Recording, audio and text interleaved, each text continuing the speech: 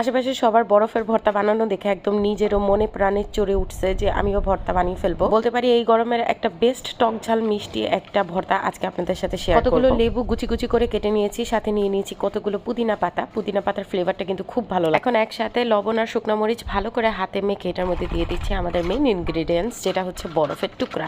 বরফের টুকরাগুলো কিন্তু ভালো করে মিক্স করতে হবে, একদম ভর্তা যেভাবে আমরা তৈরি করি ঠিক সেভাবে।